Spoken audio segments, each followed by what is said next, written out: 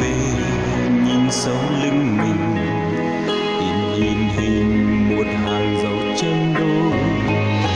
Này là dấu chân to và kia là dấu chân nhỏ, cả hai cùng chiều đi tới từ hình với bóng bước sông đôi.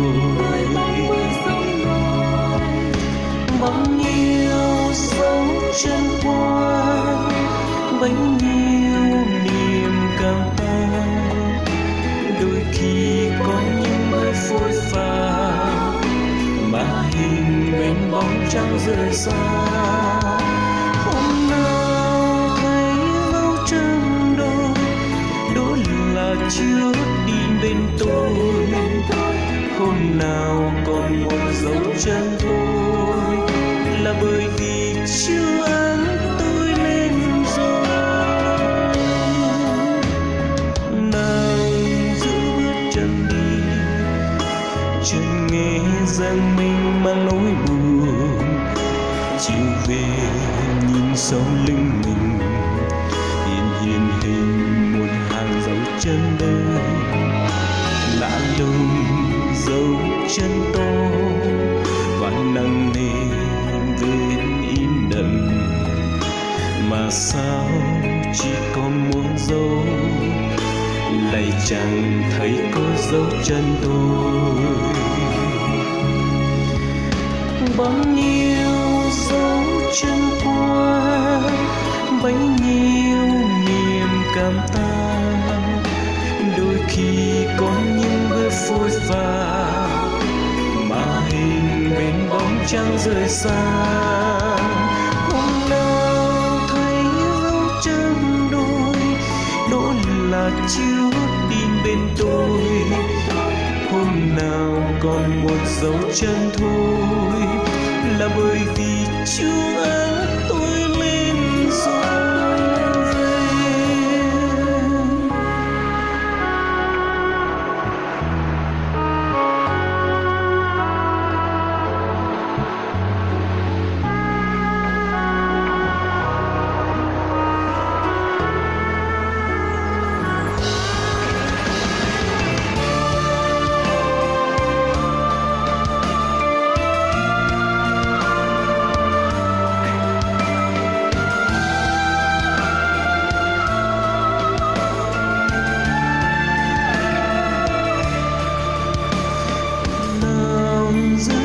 Diêu vui một mình tôi dòng chơi trên bãi biển.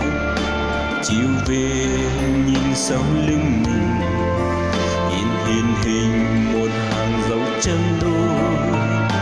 Này là dấu chân to và kia là dấu chân nhỏ, cả hai cùng chiều đi tới tựa hình với bóng bước sông đôi. Bao nhiêu dấu chân qua, bấy nhiêu niềm cảm ta, đôi khi có những bước phôi pha mà hình bên bóng trăng rời xa. Hôm nào thấy dấu chân đôi, đó là Chúa đi bên tôi. Hôm nào còn một dấu chân thôi, là bởi vì Chúa áng tôi lên rồi.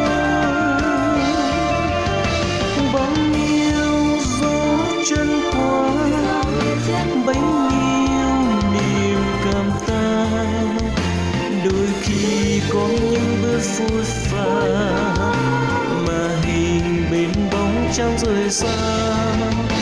Hôm nào thấy dấu chân đôi, đó là Chúa đi bên tôi.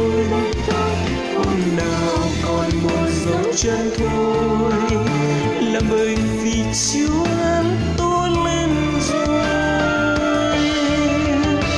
Bao nhiêu dấu chân qua, bấy nhiêu niềm cảm ta, đôi khi có những bước phôi pha mà hình bên trăng rời xa.